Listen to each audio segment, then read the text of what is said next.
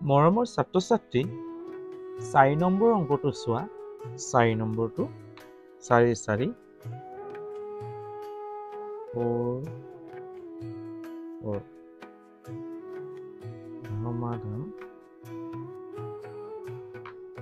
m minus 1/2 equal to 1 minus m minus 2/3 এতিয়া চোৱা এই অংকটো আমি কেনেকৈ কৰিম প্ৰথমতে সমান চিনৰ এফালতে চোৱা m হল এটা গোটা সংখ্যা আৰু m minus 1/2 এটা ভগ্নাংশ এটা চাবা যে ইয়াৰ তলত 2 আছে ইয়াৰ গোটা সংখ্যা গতিকে ইয়াৰ তলত আমি 1 আছে বুলি ধৰি লম গতিকে আমি ধৰিয়ে লম তোমালোকে কি কৰিবা ডাইৰেক্ট ইয়াৰ লসাগুটো কি হ'ব 2 এই 2 ইয়াক ডাইৰেক্ট পূৰণ কৰি দিবা 2m হ'ব হল মাইনাস মাইনাস এই গোটা গতিকে তাক কি কৰিবা ব্ৰেকেট এটা দি কিনে বন্ধ কৰিবা হ'ব এ ধৰিব পাৰিছা যে এই 2 টো লসাগু এই 2 ইয়াত 1 আছে হ'ব গতিকে ইয়াক লসাগুটো এনেকৈ হ'ব ধৰা অংকটো মই ইয়াত পাতি লৈছো m minus m/1 2 মানে ইয়াৰ তলত একো নাথাকিলে m 1 হ'ব গতিকে 1 আৰু 2 এৰ লসাগু 2 এগুণ 2 গতিকে কি হ'ব এতিয়া লসাগু 2 ই একে এই 2ক কেইবাৰ যাব 2 বাৰ সেই 2 এৰে m ক পূৰণ হ'ব 2m পূৰণ মানে 2m মাইনাস 2 কেইবাৰ যাব এক বাৰ সেই একে ইয়াক পূৰণ হ'ব প্লাস 1 হ'ব এই মাইনাস 1 হ'ব গতিকে এইটো 2m গুণ 2m মাইনাস 1 এ এইটো পূৰণ হ'ব সেমে থাকি যাব এইটো হ'ব ঠিক এইটো আমি কি কৰিলো তোমালোকে হেইটো মাথা নামাৰতকে ডাইৰেক্ট যদি ইয়াৰ তলত একো নাথাকে তেতে এই সৰুটো এক ডাইৰেক্ট পূৰণ হৈ যাব ঠিক তেনেদৰে এইটো কি হ'ব চোৱা লসাগু 3 হ'ব এই 3 এপৰ 3 গুণ 3 মাইনাস এইটো দুটা সংখ্যা থাকাৰ কাৰণে এই মাইনাস থকাৰ কাৰণে ব্ৰেকেট দিব লাগিব দেই নাপাহৰিবা যদি ব্ৰেকেট নিদিয়া অংকটো উত্তৰটো বেলেগ ওলাই যাব ভুল হ'ব দেই দুটা থাকিলে মাইনাস থাকিলে হতে ব্ৰেকেটত মন কৰিবা যে ব্ৰেকেট দিবই লাগিব নহলে অংকটো ভুল হয় প্লাস থাকিলে নিদিলেও একো অসুবিধা নহয় গতিকে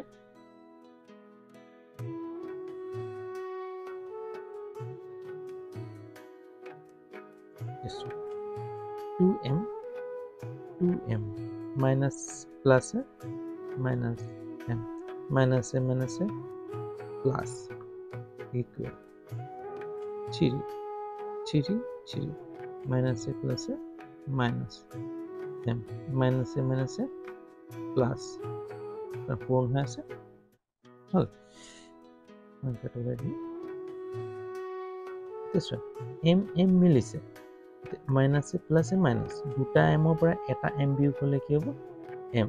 ডাঙৰ 2 তাৰ আকৌ প্লাস প্লাস বস 2 equal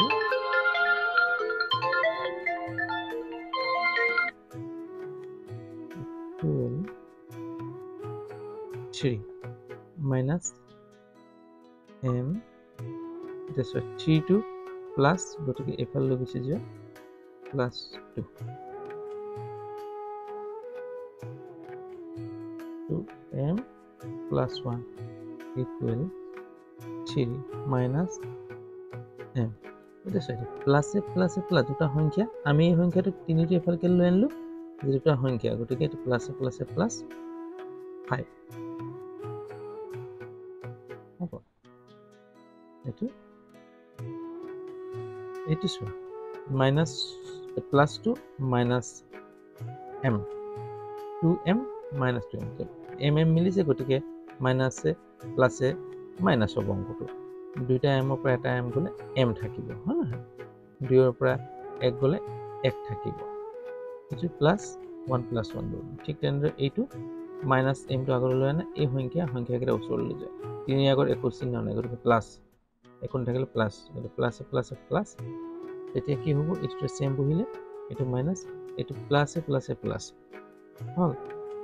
যোগ হ'ব 3 2 5 ডাঙৰ চিহ্ন 3 তাৰ আগৰ ডাঙৰ চিহ্নটো কি আছে প্লাস হ'ব এতিয়া কি কৰিবা এতিয়া অংকটো বজ্ৰ পূৰণ কৰিবা এইটোৱে ইয়াক কৰা 3m plus 1 equal 2 minus m plus 5 হ'ব এই তলৰটোৱে হৰটোৱে ল'ব হৰটোৱে ল'ব এতিয়া প্ৰথমতে কি কৰিবা এই 3m দিছে plus 3 এগুণ 3 equal plus minus 2m plus 2 5 গুণ 10 হ'ব চিহ্নকেইটাত বৰ মন কৰিবা দেই বৰ ধ্যান দিবা যদি চিহ্নকেইটা ধ্যান নিদিয়া তেতিয়াহ'লে অংক ভুল লাগি যাব 3m